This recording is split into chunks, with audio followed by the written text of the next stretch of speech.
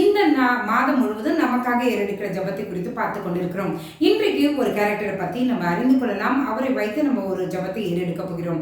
1 Samuel 10ஆம் அதிகாரத்தில் 27ஆம் வசனம்.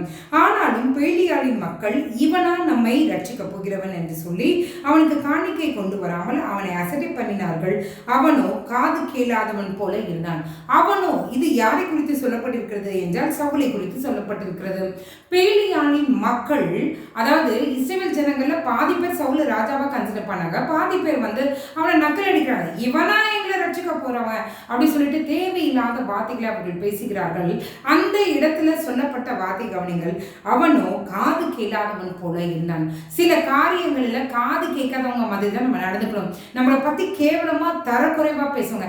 இவனுக்கெல்லாம் இவன்லாம் செய்வானா, இவன்லாம் அவ்வளோ ஒழுக்கமா, இவன்லாம் என்னத்த ஊழியம் செய்யறான், இவன்லாம் என்னத்த குடும்பத்தை நடத்துறான், நாங்கெல்லாம் எப்படி, நீ எல்லாம் எப்படி, நீ எப்படி பொழைச்சன்னு எங்களுக்கு தெரியாதா, இப்படி அநேக காரியங்களை அநேகர் சொல்லுகிறது உண்டு. எல்லாருடைய வாழ்க்கையிலும் இந்த பேலியாளின் மக்களை போல அநேகர் நம்மளை மட்டம் தட்டுறதுக்காகவே ஒரு குரூப் சுத்திக்கிட்டு இருக்கிற மாதிரி இருக்கும். ஆனா இங்க சவுல் செய்த காரியத்தை பாருங்கள். சவுல் காது கேளாதவன் போல இருந்தான். அடுத்த அதிகாரத்துல, அதாவது 11ஆவது அதிகாரத்துல கடைசி வசனத்துல பாத்தீங்கன்னா, கர்த்தருடைய சந்நிதியில் சவுலை ராஜாவாக ஏற்படுத்தி அங்கே கர்த்தருடைய சந்நிதியில் சமாதான பலிகளை செலுத்தி அங்கே சவுலும் இஸ்ரவேல் மனுஷர் யாவரும் மிகுந்த சந்தோஷம் கொண்டாடினார்கள். யோசித்து பாருங்க, இங்க இவன் ராஜாவா சொல்றாங்க. அடுத்த அதிகாரத்துல அவன் காது கேளாதவன் போல நடந்ததுனாலதான் அடுத்த அதிகாரத்துல வெற்றி அவனுக்கு கிடைத்தது. அவனை ராஜாவாக அவனை ஏற்படுத்துகிறார்கள். இன்றைக்கு கர்த்தர் என்ன சொல்றனா, மனிதர்கள் நம்மை மட்டும் தட்டுகிற வார்த்தைகளை சொன்னாங்கன்னா அதை மண்டையில போட்டுக்காதீங்க. அதை போட்டுக்கிட்டீங்கன்னா சவுல மாதிரி நம்மளால வச்சுக்கொள்ள முடியாது. சவுல் காது கேட்காதவன் மறதி அவன் போனதுனாலதான் அடுத்த சண்டை வரும்போது அவன் எழுப்பி நின்னான். நீங்களும் நானா இருந்தா என்ன போய் அப்படி சொல்லிட்டானே, என்ன போய் இப்படி சொல்லிட்டாங்களே, நான் இவ்வளோ நல்லது பண்ணி கூட என்னை இப்படி பின்னாடி இருந்தே பண்ணிட்டாங்களே, கூட இருந்து குழி பறிச்சிட்டாங்களே, முதுகுல குத்திட்டாங்களே, இப்படி நம்ம நம்பினவங்க நம்மளை காலம் வரும்போது நம்ம புலம்புனது உண்டுதான். ஆனா இன்னைக்கு கர்த்தர் சொல்றாரு, காது கேட்காதவன் மாதிரி போமா, அப்பதான் அடுத்த காரியத்தை பார்த்துட்டு போக முடியும். சவுல் அப்படி செய்ததுனாலதான் கர்த்தர் கொடுத்த வேலையை அவனால செஞ்சு அவன் திரும்ப ராஜாவாய் அவனை நிற்க வைக்கிறத நீங்க பார்க்க முடியும்.